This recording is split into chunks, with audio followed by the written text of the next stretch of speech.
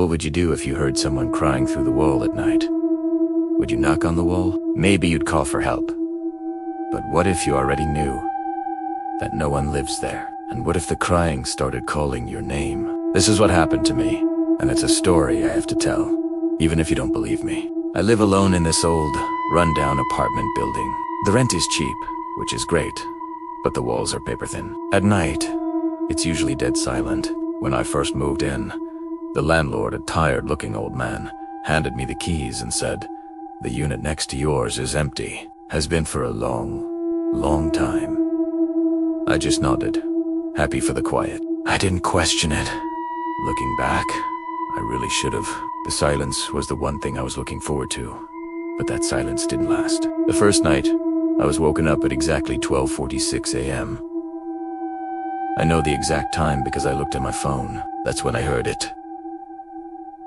A soft, broken crying sound. It sounded like a woman, and it was coming from the other side of my bedroom wall. The empty apartment. I sat straight up in bed, my body frozen. My first thought was maybe someone moved in late, without the landlord knowing, but the crying just went on and on.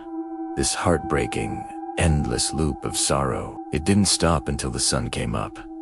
The next day, I had to ask the landlord about it. When I mentioned the crying, he went completely quiet, his face pale. After a long, uncomfortable pause, he said, "No one lives there." I let out a nervous laugh, trying to lighten the mood. He didn't laugh back. He just stared at me with these haunted eyes and said, "If you hear it again, whatever you do, don't press your ear to the wall." That night, right on schedule, the crying started again. But this time, it was different. It wasn't just crying anymore. In between the sobs, I could hear a faint whisper. "Please, let me out." I know, he warned me, but I couldn't help it. I had to know what was happening. I crept out of bed and pressed my ear against the cold plaster of the wall. That was my biggest mistake. The second my ear touched the surface, the crying stopped instantly. The sudden silence was more terrifying than the noise. And then, I heard it. Breathing. A slow, raspy breath, right next to my ear, as if someone was on the other side doing the exact same thing. Then a voice, clear as day, whispered, "You can hear me.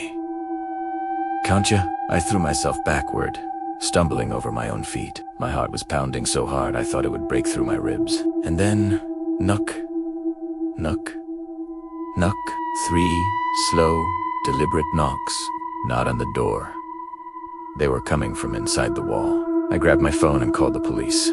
I must have sounded insane, but they came. They broke down the door to the apartment next to mine. Inside was just nothing.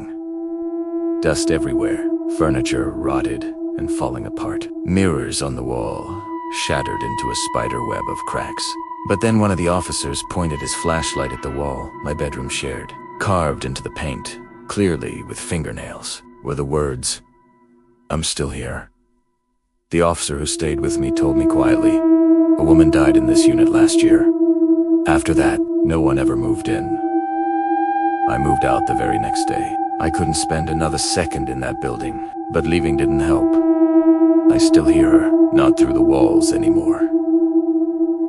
Now, the crying comes from inside my own head, and every single night, just as I'm about to fall asleep, she whispers the same thing. You heard me. Thanks for listening. If you like stories that keep you up at night, make sure you subscribe for more.